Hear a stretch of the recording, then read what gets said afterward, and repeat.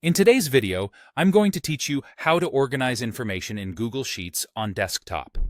By the end, your spreadsheet will be cleaner, easier to read, and much faster to work with, whether you're tracking tasks, inventory, budgets, or anything else.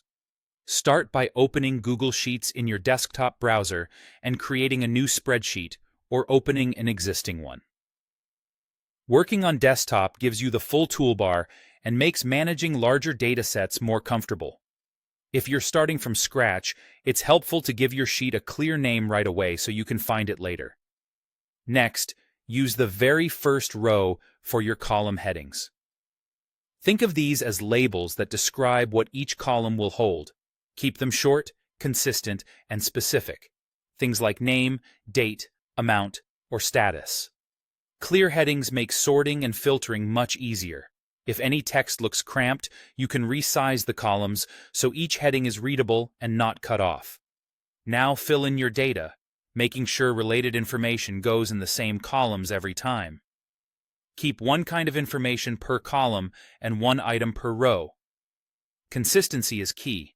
Stick to the same date format, avoid extra spaces, and don't merge cells, because that can break sorting and filtering. If a cell doesn't apply, leave it blank, rather than inventing a placeholder. This helps keep your data clean. When you want to rearrange your data, use sorting to organize it alphabetically or by value.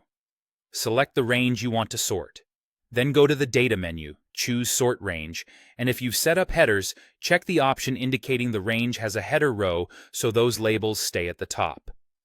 Pick the column to sort by, then choose A to Z for ascending or Z to A for descending. Sorting is great for quickly grouping similar items or bringing the highest or lowest values to the top without changing the actual content. To focus on just the rows you need, turn on filters. Go to Data and select Create a Filter. You'll see a small filter icon appear in each header cell. Click it to show only specific values, search within that column, or filter by conditions like greater than a certain number. Clear or remove filters anytime to view the full dataset again. Finally, apply colors or bold text to highlight what's important. Bold your header row for readability, and use a light fill color to mark priority items or completed tasks. Keep colors consistent and minimal so your sheet remains easy to scan. That's it. Simple steps that keep your Google Sheet organized, clear, and ready for action.